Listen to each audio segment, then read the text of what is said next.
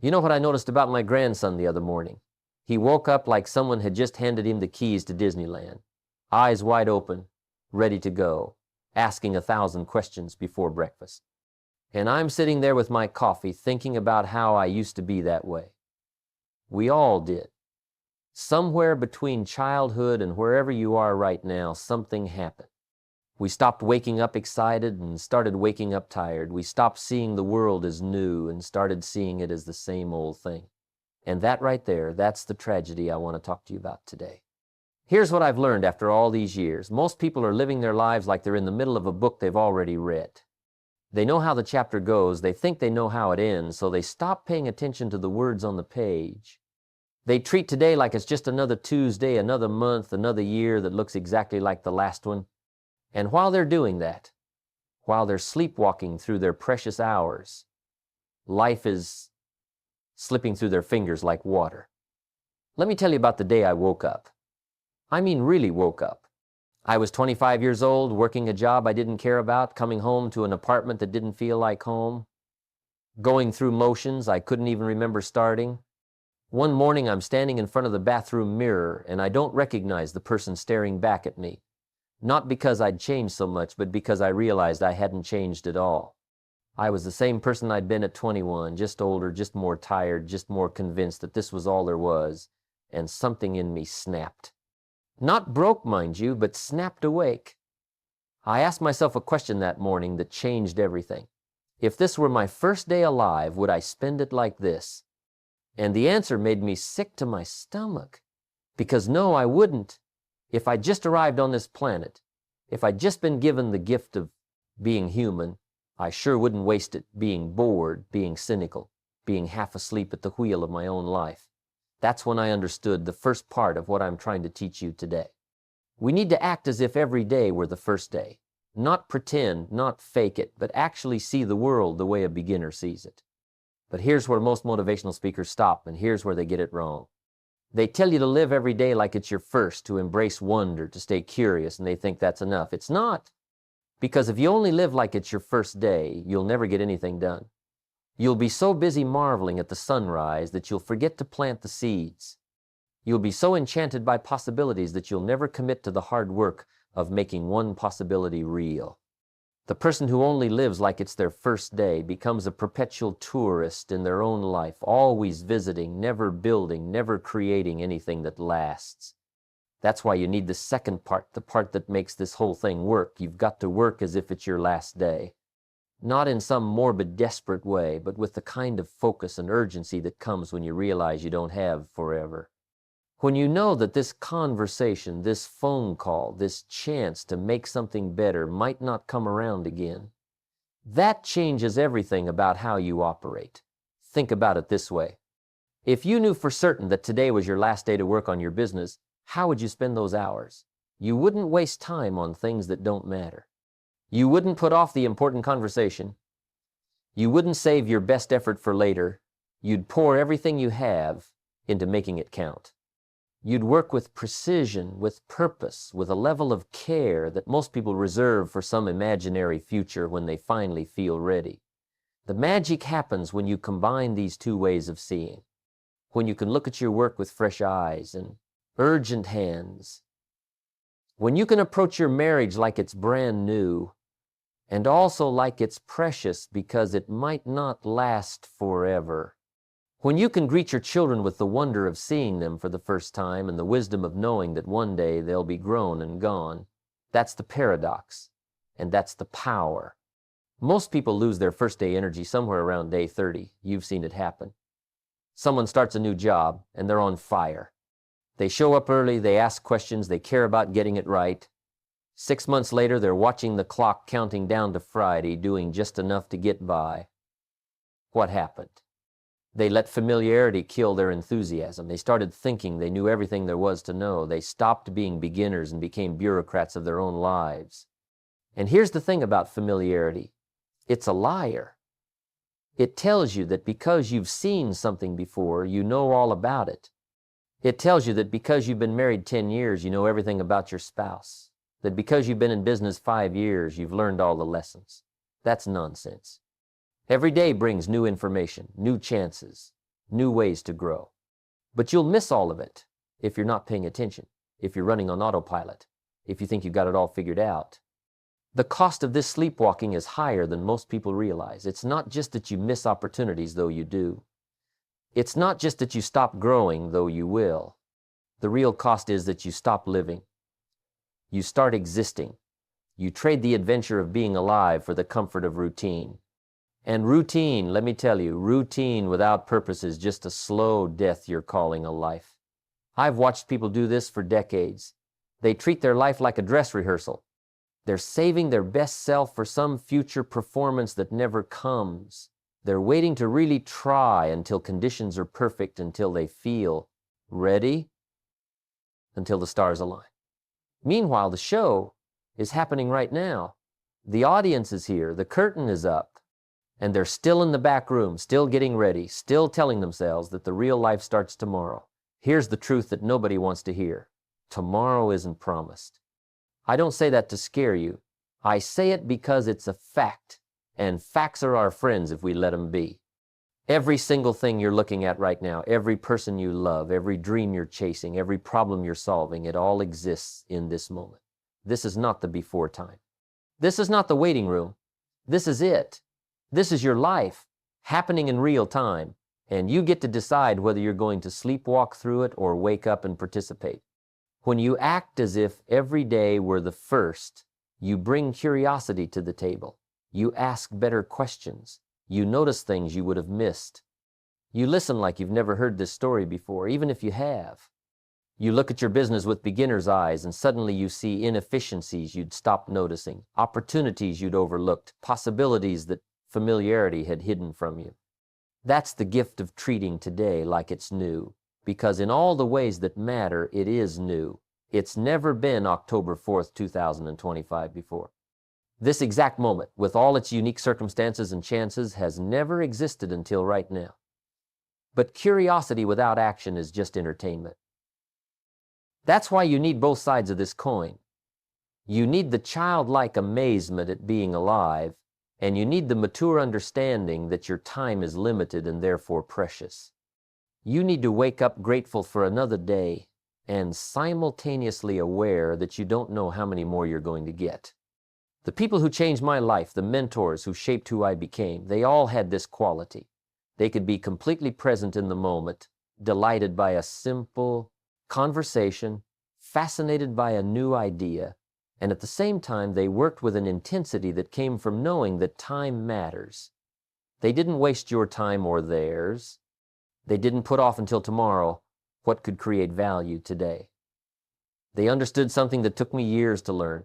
Every moment is both a gift and a responsibility. What does this look like in real terms? It means you walk into your office or your home or wherever you work and you see it with new eyes. You notice the opportunity in that difficult client. Instead of just seeing the hassle, you recognize the chance to build something meaningful with your team instead of just managing another day. You understand that the person in front of you, whether it's your customer or your child, is giving you their time, and time is the one thing none of us can make more of. And while you're seeing everything fresh, you're also working like you won't get another chance.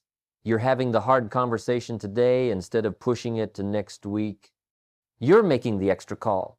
You're doing the deeper research. You're putting in the effort that separates mastery from mediocrity. Not because someone is making you, but because you know that someday is a place that doesn't exist, and later is a luxury you can't afford. Now let me tell you something about curiosity that most people miss completely. They think curiosity is just about learning for learning's sake, about being interested in things, about having hobbies and passions. And sure, that's part of it.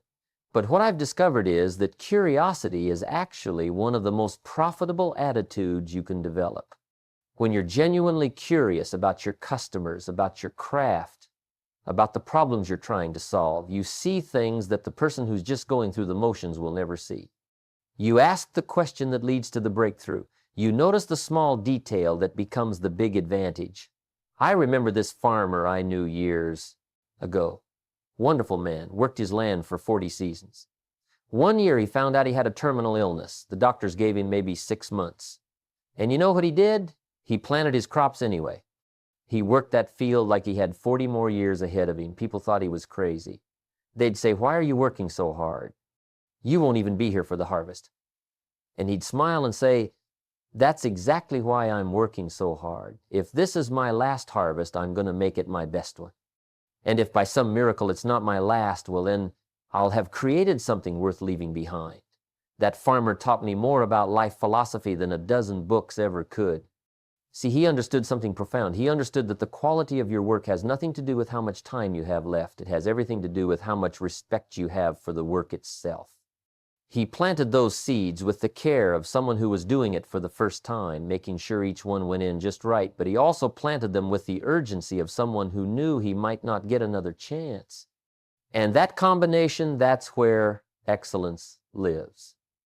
Most people are operating on the exact opposite principle.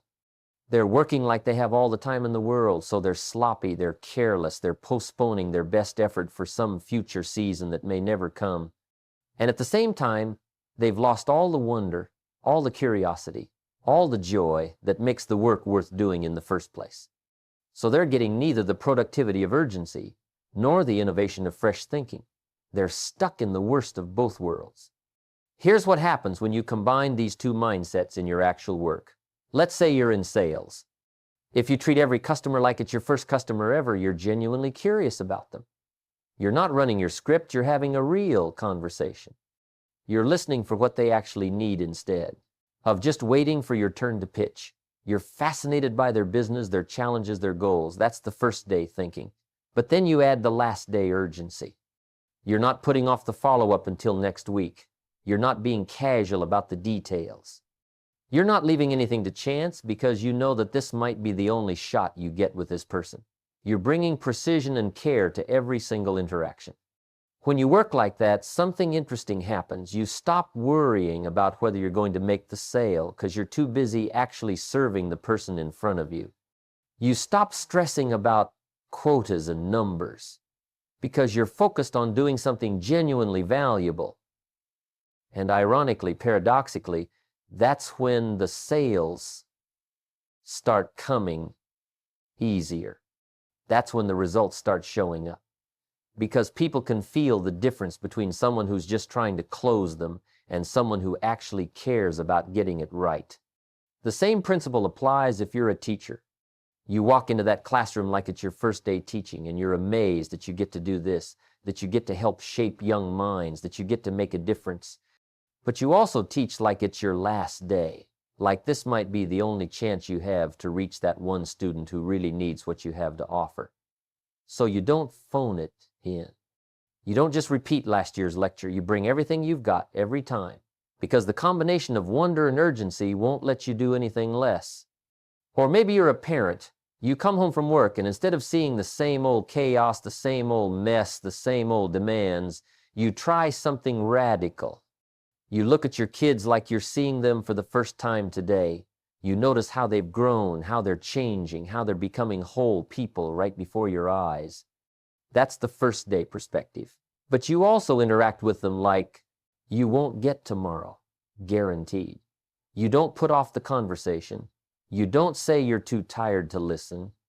You don't assume you'll have 1,000 more chances to tell them you love them. Maybe you will, and I hope you do, but acting like you might not changes the way you show up right now. What I'm describing here isn't some feel-good philosophy that sounds nice but doesn't work in the real world. This is practical economics. Your time is your most valuable asset. It's the one thing you can't buy more of, can't borrow, can't save up for later. Every hour you waste being bored, being cynical, being half-present, that's an hour you'll never get back. That's an investment you're making in nothing, and nothing is exactly what it pays back. But when you treat your time like it's both infinitely valuable and wonderfully new, you start making different choices. You stop spending hours on activities that don't move anything forward. You stop giving your attention to people and projects that drain you without filling anything back up. You become selective not because you're being snobby or exclusive, but because you realize that saying yes to everything means saying yes to nothing that really matters. I've made every mistake there is to make in this area. I've wasted years treating important relationships like they'd always be there. I've postponed meaningful work because I thought I had plenty of time. I've let familiarity rob me of gratitude, let routine replace genuine engagement, let the comfort of the known keep me from the growth that comes from staying curious. And every single time, I paid for it.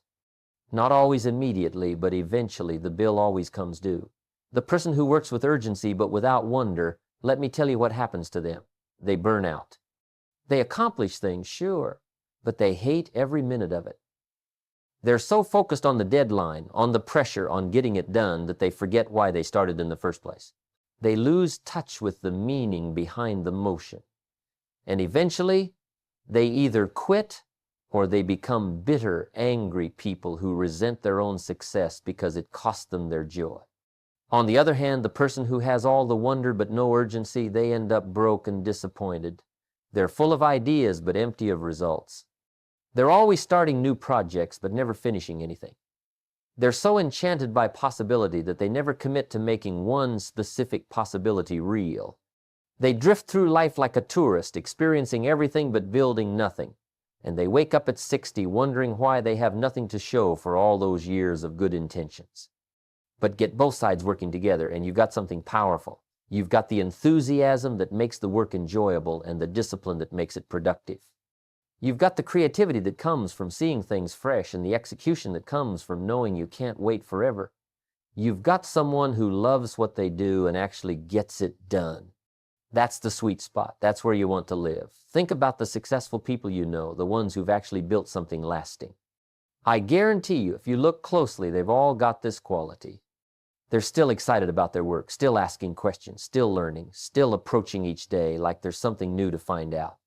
But they're also showing up on time, meeting their commitments, doing the unglamorous work that success requires. They're not choosing between passion and discipline. They're insisting on both. Here's a simple test you can run on yourself. Starting tomorrow morning, take any task you have to do, anything on your schedule. Ask yourself 2 questions. First, if I were doing this for the very first time, what would I want to know? What would I be curious about? How would I approach this if I had beginner's eyes? Second, if this were my last chance to do this task, to serve this client, to have this conversation, what would I make sure I didn't miss? What would I want to get exactly right? The answers to those 2 questions will tell you everything you need to know about whether you're really bringing your best self to the table. And I'll tell you right now, most of the time, for most people, the answer is going to be uncomfortable. Because most of the time, we're not bringing curiosity, we're bringing assumptions. We're bringing habit. We're bringing the worn-out patterns we've been running for so long we don't even see them anymore. And we're definitely not bringing urgency. We're bringing procrastination. We're bringing, I'll get to it later, we're bringing good enough for now. Good enough for now is the enemy of everything great you could become. It's the compromise that costs you your future. It's the little voice that says you can mail it in today because you'll make up for it tomorrow. But tomorrow comes, and the same voice is still there, still telling you the same lie, and before you know it, you've spent a decade giving less than you're capable of giving and wondering why you're not getting the results you want.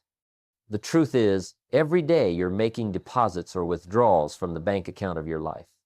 Every conversation, every task, every choice, it's either adding to your wealth or taking away from it. And I'm not just talking about money, though this principle absolutely applies to finances. I'm talking about the wealth of relationships, the wealth of skills, the wealth of reputation, the wealth of character. Every single day, you're either becoming more valuable or less valuable.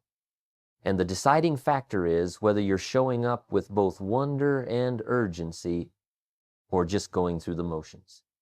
Most people are making withdrawals they don't even know about. They're taking from their marriage by being half present during dinner. They're taking from their career by doing mediocre work. They're taking from their health by treating their body like it's invincible. They're taking from their future by living like they have unlimited time to figure things out. And then they act surprised when the account runs dry, when the relationship falls apart, when the opportunity passes them by, when the diagnosis comes back serious. Now, what I'm asking you to do here requires something most people aren't willing to develop. It requires you to become 2 people at the same time. You've got to be the excited beginner and the seasoned veteran in the same moment. You've got to hold both perspectives in your mind simultaneously, and that takes practice. It takes discipline. It's not something that just happens naturally. Let me tell you where I went wrong for years. I'd swing back and forth like a pendulum. Some months I'd be all enthusiasm, all possibility, all wonder. I'd start new projects, chase new ideas, get excited about every opportunity that came along. And I'd accomplish absolutely nothing because I had no follow-through, no discipline, no structure to channel all that energy into something productive. Then I'd swing the other way.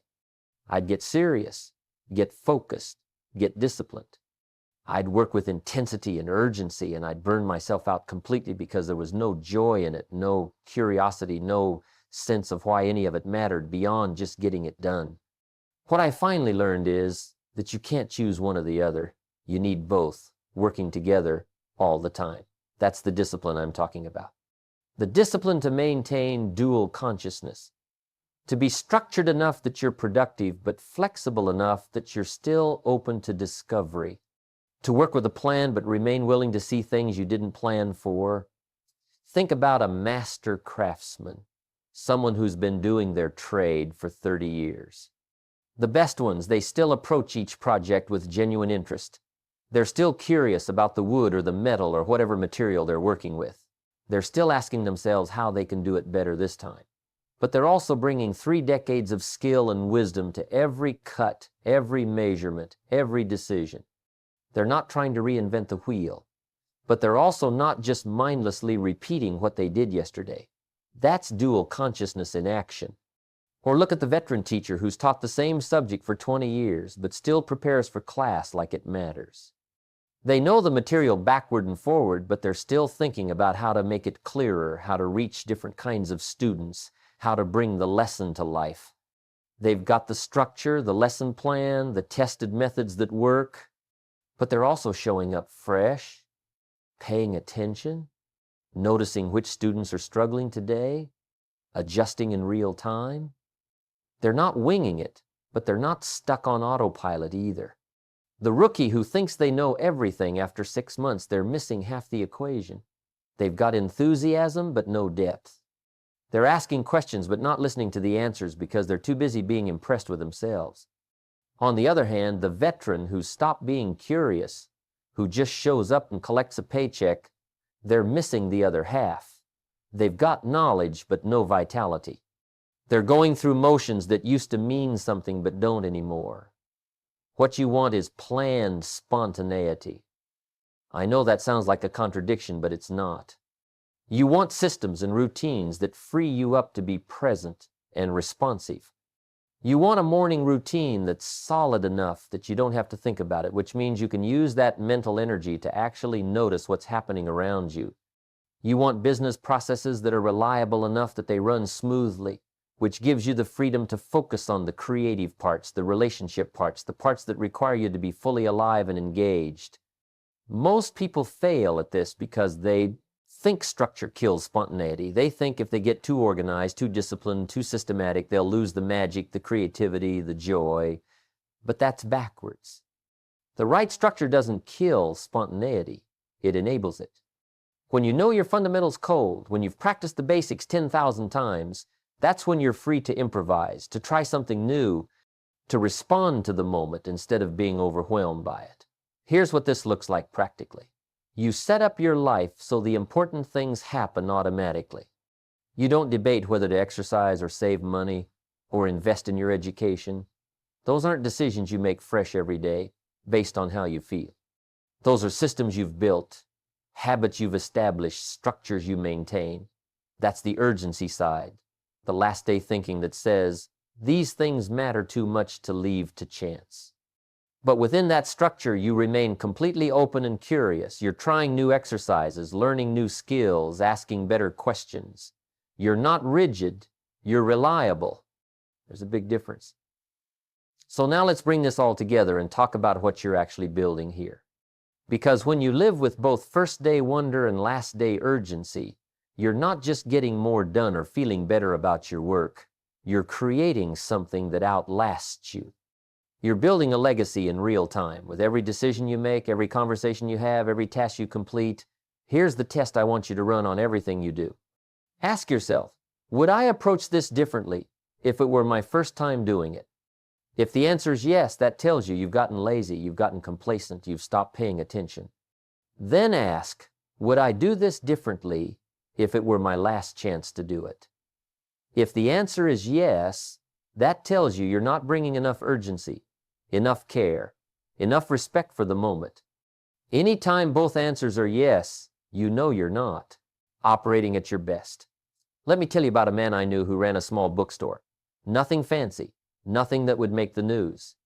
But every single person who walked into that store, he treated them like they were the first customer he'd ever had and the last one he'd ever get. He'd ask what they were interested in, really listen to the answer, and then he'd walk them around the store sharing books he thought they'd love. He didn't just point to a section.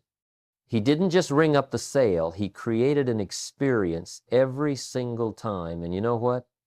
That little bookstore thrived for 40 years in a world where big chains were putting everyone else out of business. Because he understood something those chains never figured out. People don't just want books. They want to feel seen, heard, valued. They want someone who cares. That bookstore owner, he was building something with every interaction. He was making deposits in the relationship bank account with every customer. He was creating a reputation, one person at a time. And because he worked like each day mattered and approached each customer with genuine curiosity, he built something that meant something. That's legacy. Not what you leave behind after you die, but what you create while you're alive. The relationship between gratitude and accountability, that's where this whole philosophy comes together. Gratitude is your first day thinking. You're grateful for another morning, another chance, another opportunity to be alive and participate in this world. You don't take it for granted. You notice the gift of it. But accountability is your last day thinking. You know you're responsible for what you do with the gift. You know that being grateful isn't enough if you waste what you've been given. So gratitude gives you the joy, and accountability gives you the discipline, and together they create a life worth living. This approach protects you from two dangers that destroy most people's potential. First, it protects you from complacency. You can't get complacent when you're seeing everything fresh, when you're staying curious, when you're treating each day like it's new. Complacency requires familiarity, routine, the assumption that you know how everything works. First day thinking doesn't allow that. Second, it protects you from desperation. You can't get desperate when you're working with urgency, but also with purpose. Desperation comes from panic, from realizing you've wasted time and now you're trying to make up for it all at once. Last day urgency is different. It's calm, it's focused. It's about doing what matters right now without the drama of emergency. So here's what I want you to do starting tomorrow morning. Before your feet hit the floor, remind yourself of two things. First, I've never lived this day before. I get to see what it brings. Second, I don't know if I'll get another one like it. I better make it count. Those two thoughts, held together, will change the way you move through your day. When you sit down with your family, be there. Really be there. See them like you're meeting them for the first time. Notice the details. Listen like you've never heard their stories before. But also speak truth. Have the real conversations. Don't put off saying what needs to be said. Work like it matters because it does. Love like it's precious because it is. Build like you're creating something permanent, but enjoy the process because it's happening right now. Every day is actually both things I've been talking about. It's literally the first time this specific day has ever existed. October 4th, 2025 has never happened before in all of human history. And it could genuinely be your last. Not to be morbid, but to be honest. So you're not pretending when you live this way. You're just acknowledging reality and responding to it appropriately. The question that ties everything together is this: am I building something today that I'd be proud of if it were all I had? Time to build. That's it. That's the whole philosophy in one sentence. If you can answer yes to that question at the end of each day, you're doing it right. You're combining wonder and urgency, gratitude and accountability, beginner's mind and expert's discipline. You're awake. You're participating. You're creating something that matters while there's still time. Now get out there and make your life mean something. Starting right now. Today's the first day, and it might be the last. So act accordingly.